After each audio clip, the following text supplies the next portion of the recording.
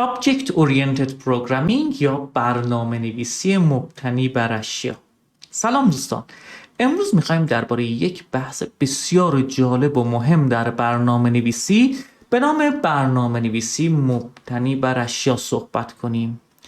این سبک از برنامه نویسی یک تاریخچه‌ای بسیار جالب داره که حالا در کلاس برنامه‌نویسی مقدماتی نمیتونیم این رو تعریف کنیم، ولی برنامه نویسان به جایی رسیدن که دیدند بایستی برنامه هایی بنویسن که قابلیت انعطاف بالایی دارند.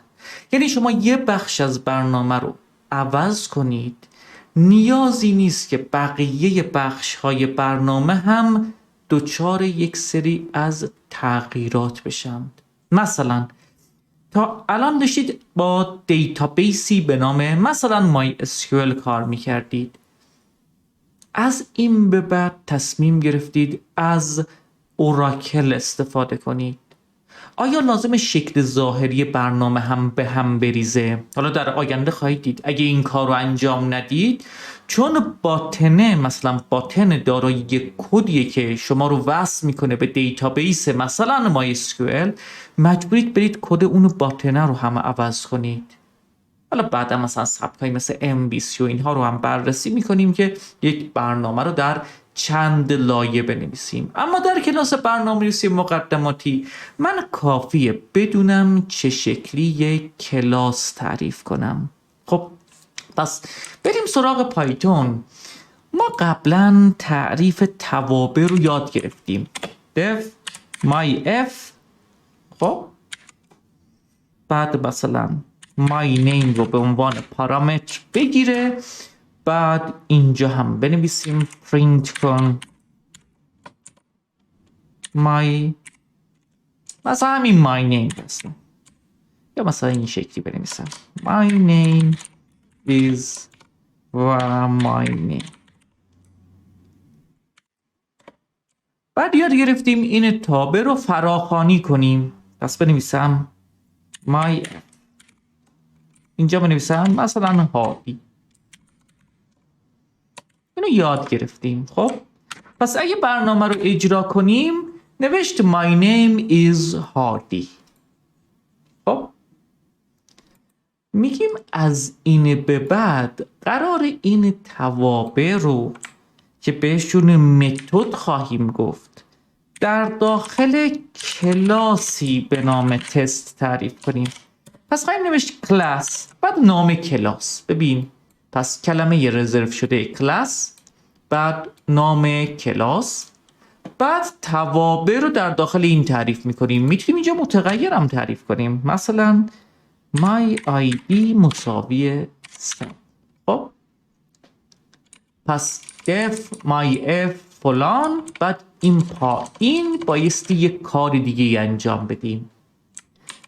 تا این قسمت تقریبا مثل فراخوانی توابع، اما اینجا داستان آبجکت اورینتد پایتون از بقیه زبان ها مثل سی شارپ و نمیدونم سی پلاس پلاس و جاوا جدا میشه. چرا؟ چون در زبان پایتون ما بلوک بندی رو یک شکل دیگه ای داریم دیگه، درسته؟ ما مثلا از آکولات ها استفاده یا همون براکت ها استفاده نمی کنیم. مهندسین پایتون گفتند برای اینکه یک متد یا همون تابعی که میشناختیم در داخل یک کلاس قرار بگیره، شما بایستی یک متغیر اضافی به این متد اضافه کنید. گفتن بهتر اسمش رو سلف بذارید که با متغیرهای دیگه قاطی نشه. پس من بایستی در کد نویسی بیام اینجا بنویسم myelf، علاوه بر این که این رو میگیره چون در داخل کلاس تعریف شده یه پارامتر به نام سلف هم خواهد داشت. پس myf اینو در نظر نگیر، تنها پارامترش my name. خب برای اینکه بتونم از اون استفاده کنم بایستی بنویسم یه متغیر مساوی تست. به این کار خواهیم گفت نمونه سازی. خب پس نام متغیر مساوی تست. قبلا شما هم چیزی نوشتید که یادتونه نوشتیم اسم مساوی لیست، خب یا مثلا نوشتیم اسم مساوی ست، درسته؟ اینا یادمونه دیگه. خب یا نوشتیم مساوی تاپ. پس در واقع داشتیم از اون کلاس ها نمونه سازی می کردیم. حالا در ادامه می نویسیم OB دات فراخوانی چیه؟ فراخوانی این متد myF. این بار بنویسم خب برنامه رو سیو و اجرا کنیم. او چی شد؟ لاین 3. آها یه اسپیس یادمون رفته، درسته؟ پس اگه این اینتر رو میزدیم پرینت باید اینجا قرار میگرفت. کپی و پیست هم مشکلات خودشو داره. خب نوشت my name is رضا.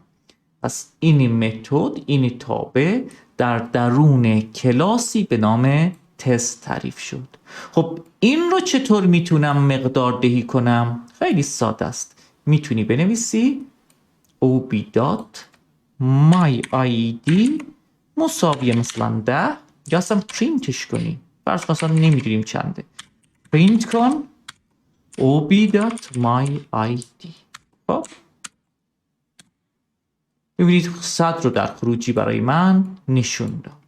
خب پس تا اینجا کار نسبتا آسونه. یه سری متغیرهایی رو در داخل کلاس تعریف میکنیم، یه سری از متدها رو در داخل کلاس تعریف میکنیم و بعد با استفاده از نمونه سازی میتونیم از اینها استفاده کنیم. در Object Oriented Programming میگه اینا رو دسته‌بندی کنید. بگو کلاس استودنت. یه استودنت چه متغیرهایی داره؟ نام خانوادگی، شماره تماس، متغیرن دیگه. میتونی بنویسی نیم مساوی هادی. میگه استودنت چه رفتارهایی انجام میده؟ رجیستر میکنه، ثبت نام میکنه، انتخاب واحد میکنه، حذف اضافه، شرکت در امتحان، شرکت در کلاس، انصراف، فارغ التحصیلی، همه اینا متدن. پس در اصول Object Oriented که بعداً در موردش صحبت میکنیم، میگن این گروه بندی ها بایستی بر اساس موجودیت های سیستم انجام بشه. شما یک کلاسی دارید برای استودنت ها، یک کلاسی دارید برای مدرسین، یک کلاسی دارید برای کارمندان، یک کلاسی دارید برای مشتریان بانک و الی آخر. خب اما در Object Oriented Programming ما چند اصطلاح دیگه هم داریم. اولین اصطلاح برمیگرده به یه متد خاص به نام متد سازنده. میگن شما یک متدی میتونید در داخل این کلاس تعریف کنید که به صورت خودکار به هنگام نمونه سازی فراخوانی بشه، اون دستورات رو اجرا کنه. یعنی چی؟ ببین اگه من این قسمت رو پاک کنم و برنامه رو اجرا کنم، شما در خروجی هیچی نمیبینید چون اصلا این متد فراخوانی نشد. میگه شما یه متدی دارید این شکلی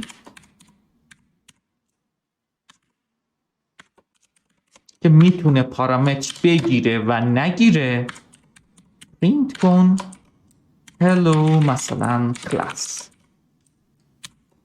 خب پس ببینید من فقط نمونه سازی رو انجام دادم، اصلا متدی رو فراخوانی نکردم. خب برنامه رو اجرا کنم، hello کلاس رو شما در خروجی میبینید. پس متدی است که به هنگام نمونه سازی از کلاس به صورت خودکار فراخوانی خواهد شد. پوررضا کاربردش در چیه؟ مسلماً شما میخواید به هنگام نمونه سازی یه سری کنترل هایی رو انجام بدید، یک سری از مقادیر رو مقدار دهی کنید، به آی پی اول کانکت بزنید، به آی پی دوم کانکت زنید، مثلا بیاید دیتابیس رو چک کنید، دیتابیس وجود داره وجود نداره، ارتباط با شبکه برقرار یا نه، بعد مثلا آی پی سرورها رو مثلا در یه متغیری قرار بدید. پس کاربرد متد سازنده کاربردهای زیادیه. در کنار این ما یه متد دیگه داریم به نام متد مخرب.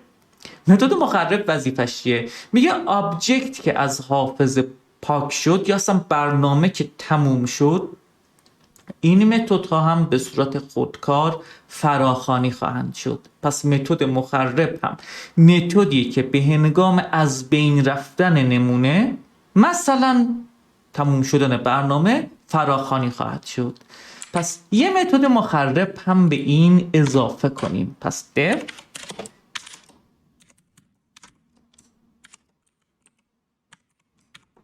این دیگه اصولا نباید پارامتر بگیره. پرینت کنیم گودبای رو، خداحافظی کنه. خب وصیت نامه است. پس برنامه رو اگه اجرا کنم hello class، پس گودبای کو، def delete، بعد 2 آندرلاین، بعد پرینتش هم که نوشتیم. خب بذار آبجکت رو دلیت کنم ببینم جواب میده یا نه، چون توی سی شارپ آره دیگه. الان آبجکت رو که دلیت کردم این گودبای رو اینجا نوشت. خب پس میبینید مثلا در سی شارپ زمانی که ما برنامه رو تموم میکنیم به معنی دلیت کردن آبجکته، چون اون گاربیج کالکشن رو داره. پس اینو که دلیت میکنه اون گودبای رو میبینید. اما اگه اینجا شما بیاید و آبجکت رو دلیت کنید، این متد مخرب فراخوانی میشه. پس متد سازنده به هنگام نمونه سازی، متد مخرب به هنگام از بین رفتن نمونه. در متد مخرب هم میتونید مثلا فایل ها رو ببندید، یه داده هایی رو مثلا سیو کنید. یه متد دیگه داریم، متد str. str یعنی اگه بخوایم با این نمونه مثل یک استرینگ برخورد کنیم، اون موقع چه اتفاقی بیفته؟ مثلا من می‌نویسم print ob، اجازه بدید یه لحظه برگردیم اینجا. من می‌نویسم ob مساوی تست، این دیگه این چرت و پرتا رو هم بذاریم کنار. خب پس ob مساوی تست، پرینت کن آبجکت رو. خب پرینت کنیم. برنامه رو اجرا کنم مینویسه این یه آبجکت این شکلی، مکان حافظش رو نوشته و الی آخر. اما اگه بیام در داخل این بنویسم def str self، خب return کن مثلا hello from object، اینو بنویسم و دوباره برنامه رو اجرا کنم، این بار شما hello from object رو میبینید. یعنی آبجکت شما یه چیزی رو ریترن میکنه که مثلا شما اصلا میتونید همین my id رو در نظر بگیرید. پس ما یه متد دیگه داریم به نام str که اگه خواستید مستقیما مثل یک رشته این رو مثلا پرینت کنید، میتونید این مقدار رو ریترن کنید. مثلا من بنویسم my id رو ریترن کنم. خب پس اگه برنامه رو اجرا کنم انتظار دارم ها چی شد؟ my id، نه دیگه self.myid. درسته؟ تایپ ارور میگه تایپ اینیت رو نمیتونه برگردونه. ها درسته دیگه، strش کن، اسمش معلومه دیگه str. خب 100 رو برگردون، میگه این همیشه استرینگ برمیگردونه. خب پس حواسمون به اینجور خطاها باشه، طبیعیه این خطا هم به وجود بیاد. پس در این ویدیو ما اصول مقدماتی Object Oriented رو یاد گرفتیم. حالا در ویدیوهای بعدی در مورد ارث‌بری و متد اوورلودینگ و متد اووررایدینگ صحبت میکنیم. اما اینجا فقط روش تعریف کلاس، متد سازنده، متد مخرب و متد str رو یاد گرفتیم. امیدوارم این ویدیو هم مورد توجهتون قرار بگیره.